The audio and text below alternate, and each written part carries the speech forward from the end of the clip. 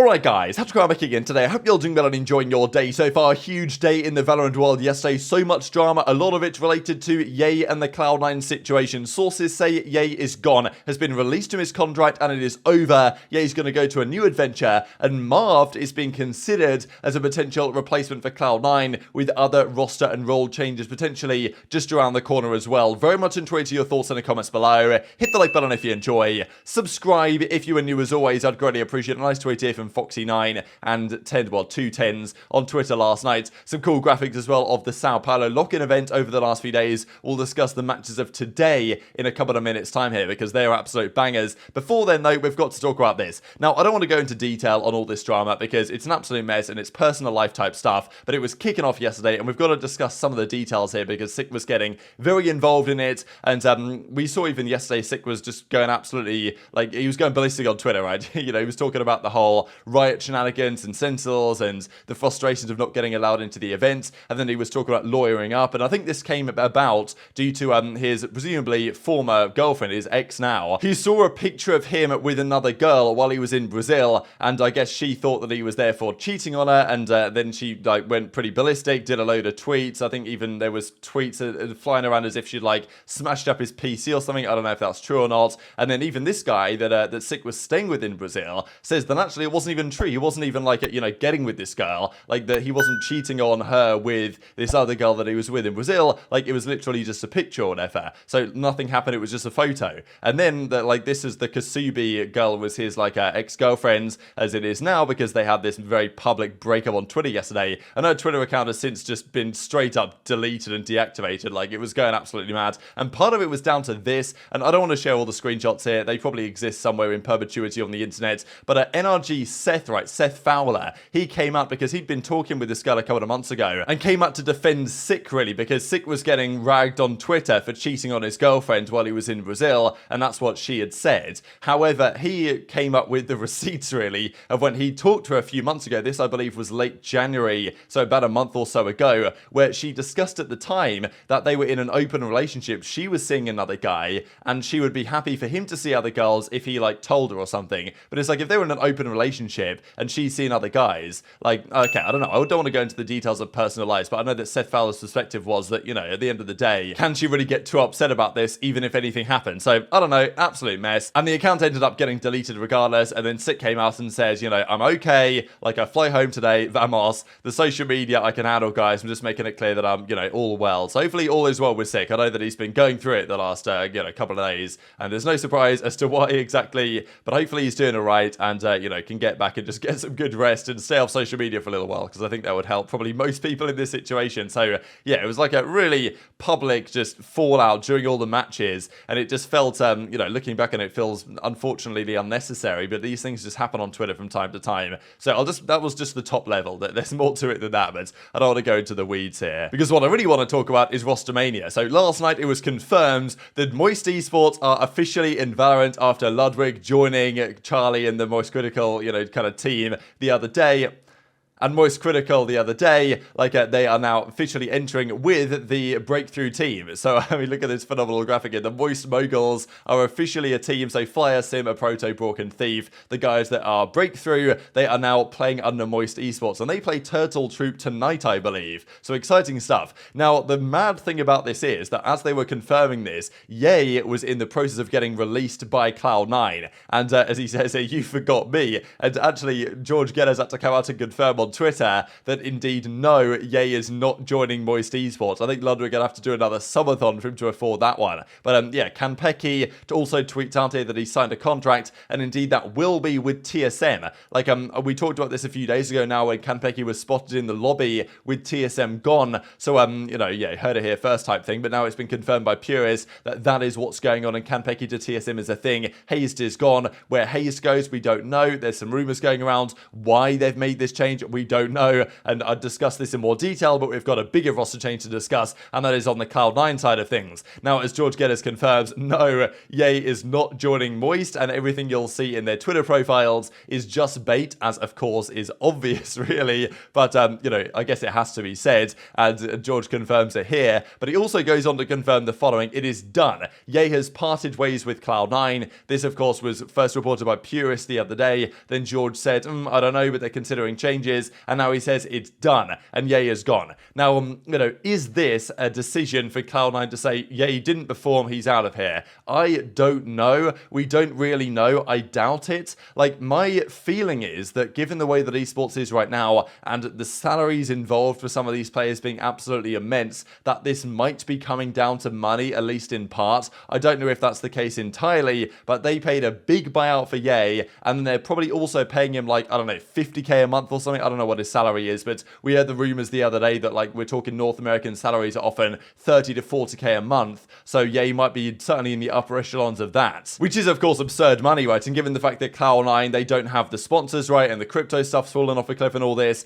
like, I don't know if they necessarily feel like they can afford Yay anymore, and they might have come to a relationship where they just straight up ended his contract and released him and said, okay, we wasted our money on buying him out of OpTic, of course, and paid a lot of money to do that, but now they just don't, they just can't afford it or can't make it happen, because otherwise I can't understand why you would do this. Why would you sign Yay for one single elimination tournament, look decent against Paper X, get taken down in a relatively close, okay, they got kind of bodied on the final couple of maps by DRX, but, still, DRX one of the big favourites still for the entire tournament here, and yes, Cloud9 had things to work on, but there was still progress to make there, and maybe they were one or two changes away from a really successful team, and dropping Yay is surely not the way to do it, you would think. Now, George Geddes then goes on to say, Marved is on the list of potential trials for his replacement. So for now, it's only minus Yay plus question mark, but there were also rumours that Vanity might be gone, or at least that's a consideration. There has been talk, of course, about Valen or even Trent or whatever, right, from the Guards, now that they might well be up for acquisition as well. And, of course, Marved for Yay on the surface makes no sense at all anyway, because they play vastly different roles, Marv generally being a controller, but probably they're going to make many role changes on the team to accommodate this, if this is even true,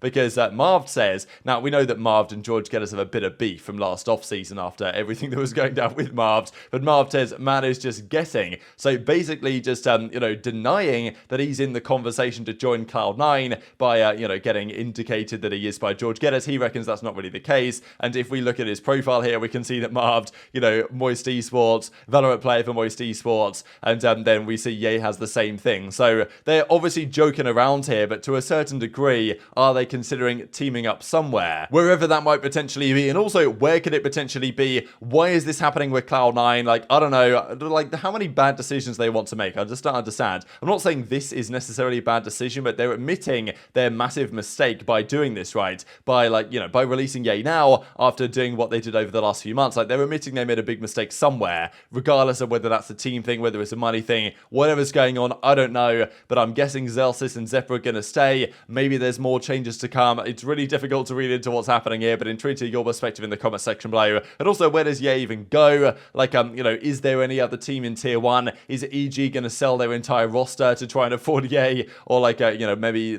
his price is going to come down significantly? What's going on with Marved? Could they team up somewhere? Like, would NRG just straight up say, you know what, Artis, you know what, SOM, it's been fun, but we're bringing back Marved in the 8 to form OpTic again here on NRG? Like, probably not, but still, like, both of those are now free agents, it seems, on the market, ready for acquisition by anyone that wants their services. Cloud9 haven't confirmed this yet, but you'd imagine it's only a matter of time after everything we've seen over the last few days. I thought it was also quite remarkable here that Fnatic and the guys on Furia got asked the question in the post-game interview, like, what do you think about this change? Right? What do you think about Cloud9 dropping Yay? And they just lost this tournament and got bopped out in, obviously, the second round of asking, and they were not happy at all, and I think understandably so. Like, they were expecting questions on their team, their future, the match and stuff like this, and they were asked the question, as were Fnatic, like, what do you think about Cloud9 dropping Yay? And I don't know, I thought maybe it was a interesting question to say at the very least, and they weren't so happy about it. But speaking of those games, let's break them down quickly that happened last night in Sao Paulo. I mean, 100 Thieves somehow won this series against FUT Esports. It was a crazy series, actually. Game 2 was a big one for 100T. It was on the Haven, right? It was 11-11, 12-11 to 100T. Then then 13-11 for 100 Thieves, which was a big victory for them after losing game 1. And then Asuna, like, he really turned up here on this final map on the Icebox. This guy's so good on this map at the worst of times, let alone in a situation like this. And yeah, 100 Thieves, in the end, they come out on top in 3. Really close fought series. Game 1 Lotus was 13-9 in the favour of Esports, the Turkish team.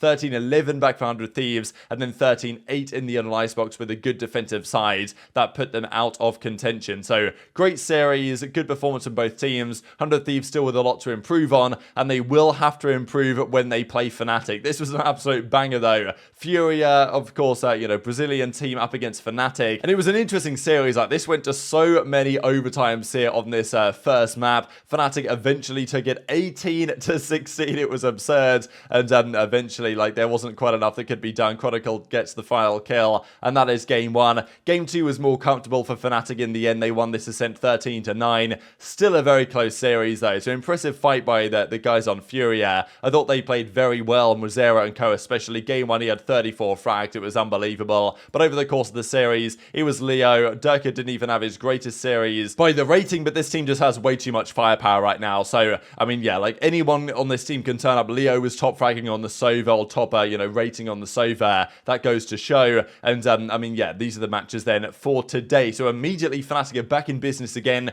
with our final 2 games of the groups. And these are 2 of the best games in a day that I think you could ever really wish for. Na'Vi, Leviathan. This is actually really tough to call. I think I'm going to have to take Na'Vi 2-1, I think, in this series, just because they've got a little bit more experience. I think they're probably a little bit icier than Leviathan are. But, we saw Som the other day from NRG say that they wouldn't be surprised if Leviathan won this entire tournament. They were the best team they played in scrims when NRG were in this tournament back in Sao Paulo. The other match, 100 Thieves Fnatic. Fnatic are certainly favourites for this one. I hope it goes game 3. So I'm going to take Na'Vi 2-1 and Fnatic 2-1. Because, but still, Fnatic, right, they do have a tendency at some points to collapse a bit when you expect them to win. So we'll see if 100T can take advantage of that. But so far, 100T have been kind of sketchy, but they've got the job done. This is going to require a significant step up for them, I think. And also, the other thing that's going on, I actually forgot to really realise this, but the Tier 2 matches are now back underway, with some changes being made. TSM now, presumably with Kanpeki, playing today against the Guard. The Guard actually had a graphic ready for this for some reason, despite the fact that I thought they fired everyone, so I don't know what's going on there. And there's also, as I said, Moist Esports versus Turtle Troop later today as well. So, absolute mad time in the Valorant world, but very much enjoyed your thoughts on all this in the comment section below. Hit the like button if you enjoyed, subscribe if you're new, take care, and I'll see you next time.